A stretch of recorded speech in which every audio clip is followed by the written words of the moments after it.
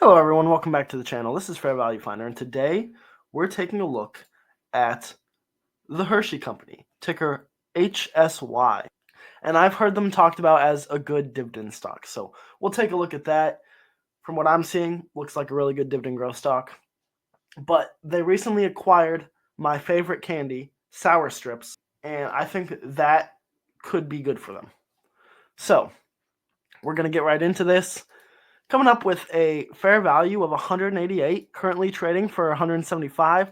Discounted cash flows, super strong, 244. It definitely looks like they're undervalued, but we can look deeper into this and see. Earnings yield 4%. We'd want to be getting 8.74 for the EPS for what we're paying at today's price, and we're not quite seeing that. It looks like they're trading at valuations 2 years out or so, but they are in the realm, unlike some other companies that we've taken a look at. Cash flow, 13.9%, down from their average, 16.1%. Really good. We like to see double digit. Dividend yield, 2.78%, on average 2%. So that is good. Payout ratio, it does look good on that as well. We want to see 30 to 50%. They're right around that 50% mark for both last year and this year's EPS. ROE looks super good, 45.42%, but debt to equity looks a little high. I'm sure there's a lot of machines and such that go into operations. So as long as things are trending the right way, which they do seem to be, we can not punish them as much for having a debt to equity over 1. ROI, they get decent returns on their investments, 14.75%, and ROA, 15.64%. I like what I'm seeing fundamentally across the board here, aside from this debt to equity. ROA, 15.64%. That is a very good return, too, on their assets. Margins, super strong, sitting around 45% gross, typically 16.7 for net, on average 16.2. PE ratio does look a little high, though, for a candy company, 19.3, and their earnings growth rate is negative 9%. Because analysts are expecting it to drop from 905 to 824. So analysts are projecting a bit of a decline with this company. And that is something I don't really like, which could explain why it's undervalued. So with all that, debt to equity, not a huge deal. PE and a negative earnings growth rate, those are the red flags here. Aside from that, very strong fundamentally. Now we need to construct a thesis for the next 3 to 5 years. What can we expect? And it'll tell us where the price should be, at least the fair value should be in that time.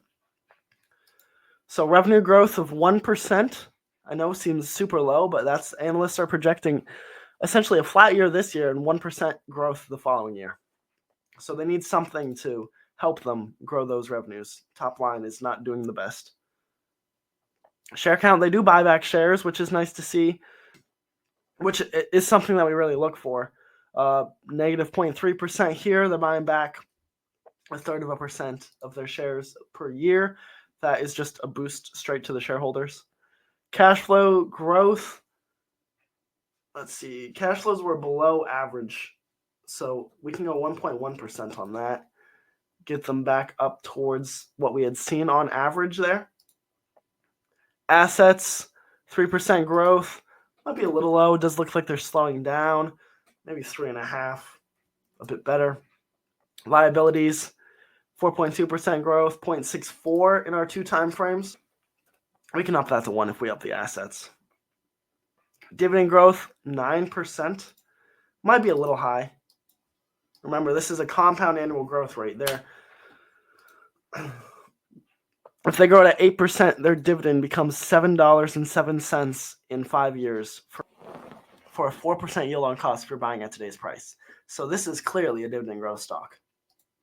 And then margins, very flat, 0.1% seems pretty fair for that. That thesis gets us very low returns. 4%, not worth investing in, personally. We'd want to see at least 7, ideally over 10. Once you factor in the dividend, you're almost at 7, 6.9%. I mean, if they can come in a bit better on some of these metrics, which we can adjust here in a second, maybe we can find a scenario where it's reasonable. But buying at today's price, you're looking at underperforming in the 3-year and the 5-year because of such a low return. It is undervalued, but if analysts are correct, growth is slowing down. And they're kind of becoming one of those big blue chip stocks that's essentially a bond proxy where you get your dividend of 3-4% and not much growth on top of it. But with the acquisition of something like Sour Strips, we may see a bit better of a return. It looks like they need to be out acquiring and experimenting, doing different things because they're stagnant at the moment. So if they can grow their revenues up another 0.25, kind of outperform the 2-year projections for analysts. Share count seemed pretty fair. I'd go 1.2 for the cash flows then. Asset growth liabilities can all stay the same. One other thing is they can become more efficient and get those margins growing.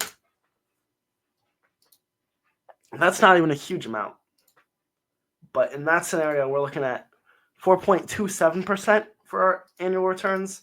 We're now over 7% with the dividend factored in. What we'd really like to see is 10. So I don't like companies that come in with less than 2% revenue growth because inflation alone should be 2%. At least that's the Fed target rate. So we'll go with 2% there. Let's say they get operations better, 2.2% for their cash flows, and 0.25 for their margins. That's still not enough. Almost 5% returns, 7.6 once you factor in the dividend, underperforming the market in both time frames.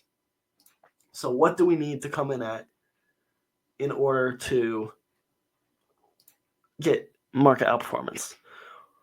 Well, maybe we can go and take a look at these assets and liabilities. 4% for the assets, 0.5% for the liabilities. Kind of under what they came in for the last 2 years. And things are looking a little bit better off that. Now we're almost at 8%. But really, they need revenue growth.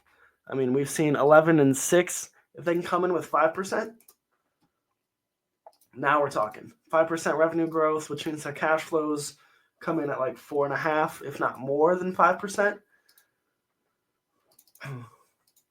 Margins 0.3. And now we're right on the cusp. So that's what I'd like to see. I'd like to see them get revenue growth above 5%, kind of stay in line with what we've seen out of them for most metrics, and shore up operations, improve those margins and cash flows. And that would be the ideal scenario here. So we can take a quick look at everything graphed out. Nothing really looks like it's going in the wrong direction, aside from the share price from 2023 to 2024 saw a really big pullback, probably because analysts aren't expecting really any growth out of the company. And they've had really good growth over the last few years. Balance sheet, very nice, linear down here. Cash flows saw a jump up in 22, otherwise pretty linear. As with the fair value, right now is the closest we've seen the share price to the fair value in the last few years. Earnings kind of peaking in 2023, pulling back like we saw. Analysts are expecting it to drop. If earnings are dropping, then I wouldn't expect the dividend to rise as much. So that might be another concern there, something to keep an eye on. But all in all, this company as a dividend growth stock looks okay. I mean, red flag wise, PE looks a little high. I'd want them to come in with revenues significantly higher than what analysts are expecting out of them. And they're on a decent trend to get their debt taken care of. So probably a watch list stock, not necessarily a buy for me at the moment. Looks like it'd be ideal to buy around 140. We have not seen a price like that. It's been as low as 168 in the last 52 weeks, as high as 212. So that's what we're looking at for this one. I want to thank you guys for watching. Please like and enjoy the video. Comment other stocks we should take a look at, and subscribe so you can stay up to date with everything. And I'll catch you next time.